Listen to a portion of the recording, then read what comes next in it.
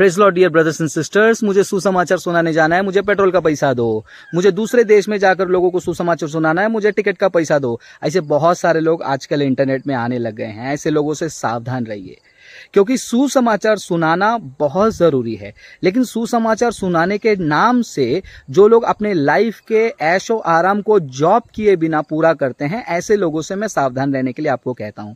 आप लोगों को पैसा देंगे सुसमाचार बांटो बोलकर, लेकिन यदि उसी पैसे को लेकर कोई लग्जरी का जीवन बिताए तो आपको बहुत सावधान रहना पड़ेगा। अगर मान लीजिए मुझे एक जगह पे सुसमाचार बांटने के लिए जाना है तो मेरे पास दो ऑप्शन है। ऑप्शन एक, मैं पब्लिक ट्रांसपोर्ट यूज़ करूंगा जो कि बहुत ही सस्ता होता है और मैं जल्दी भी पहुंच सकता हूं।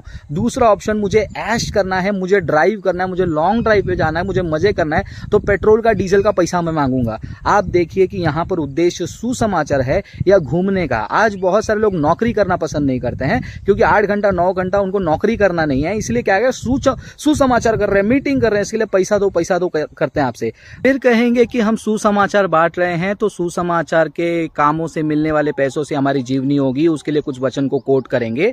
वचन को कोट करने वालों का गंदा आदत होता है पापा भक्तों का कि वो कॉन्टेक्स्ट में कभी नहीं कोट करते हैं।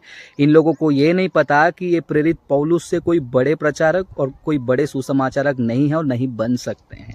जब प्रेरित पौलुस खुद टेंट मेकिंग का काम करते थे, तंबू बनाकर, वो कहते हैं वचन में, हम किसी का फोकट में नहीं खाते हैं, वचन में लिखा है। और पौलुस फोकट में खाने वाले लोगों के बारे में वचन में क्या कहते हैं उनको पढ़ना चाहिए। तो बस एक वचन उठा लिया, सुसमाचार बोलने वालों को सुसमाचार से जीवनी होनी चाहिए। कॉन्टेक्स्ट पढ़ो, कॉन्टेक्स्ट नहीं पढ़ेंगे।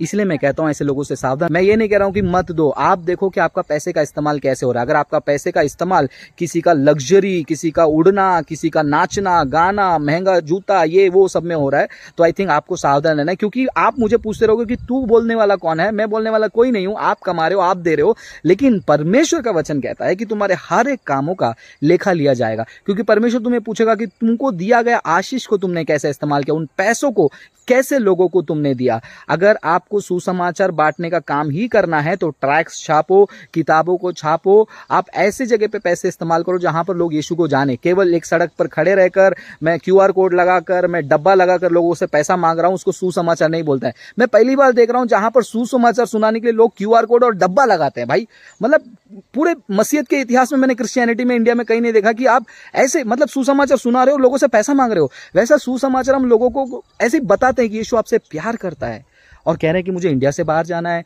वहाँ पूरा इंडिया कवर हो गया, पूरा इंडिया कवर हो गया कि आप दूसरे देश में जाना है।